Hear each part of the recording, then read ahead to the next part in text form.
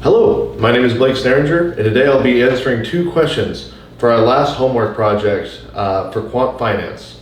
The first question of two is, why does mortgage-backed securities exhibit a negative convexity while treasuries have a positive convexity? Let's first by starting to describe why treasuries have a positive convexity. And this definitely will make mortgage-backed securities a lot more straightforward. It's because when interest rate falls, the prices rise at an increasing rate. There's nothing to stop a treasury from becoming more valuable as rates drop, as there's no embedded option.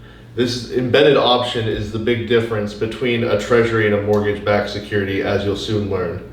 Lower rates simply make all future payments more valuable.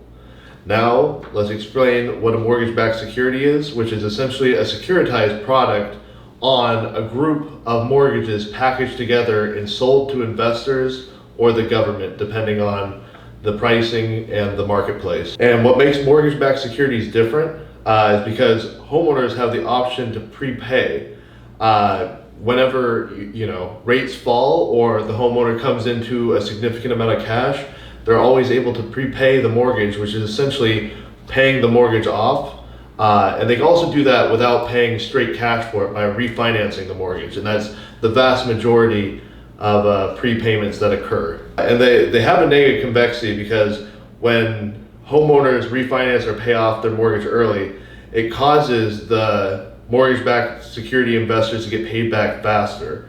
Getting back your money faster at the exact same yields, forcing you to invest at lower rates, because no one's going to refinance a mortgage if the rates climb higher than their current rate, because that would just mean they pay more. People only refinance when the rates go down, which is what gives it the negative convexity, as you can see from the amazing PowerPoint that was created for this class. If you look at the chart, you will see this negative convexity, but you'll see the positive for treasuries right above it. And it has to do with, as they continue to get lower, you'll have more and more prepayment, which will cause investors to have to reinvest their money at lower rates. For question number two, why do IO strips often behave like inverse floaters? IO strips, also known as interest-only strips, are the part of the mortgage where the investor only earns the interest part. These are different from the PO portion, or the principal-only portion, that I'll discuss later in the whole package of unpacking this question. Next, I'll describe what an inverse floater is.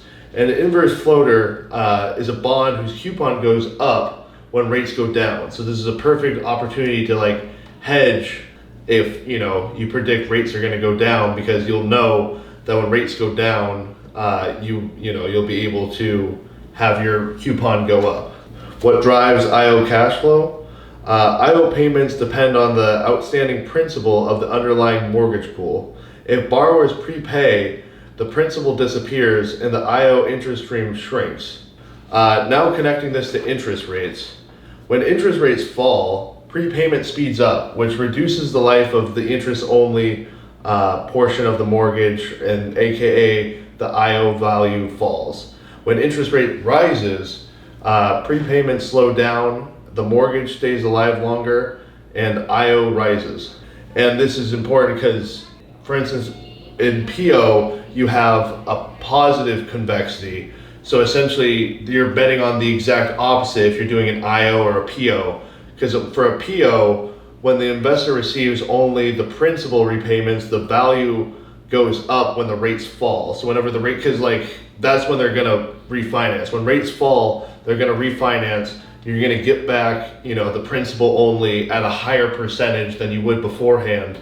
And because of this, you'll be able to reinvest this money now at the new higher rates versus, if you're getting the money back when rates are lower, now, you're only if you're going for some kind of fixed income security, your only option is typically lower rates, which is obviously not desirable by the investor. And as you can see, for both mortgages and treasuries, follows very closely to rates.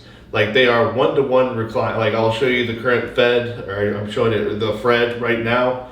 If you compare the 10-year treasury to the 30-year mortgage, they pretty much go step in step. Like these charts could pretty much be overlined and there's virtually no difference. So the bottom line with IO strips is they act like inverse floaters because their cash flow increases when rates rise, aka fewer prepayments, and shrink when rates fall.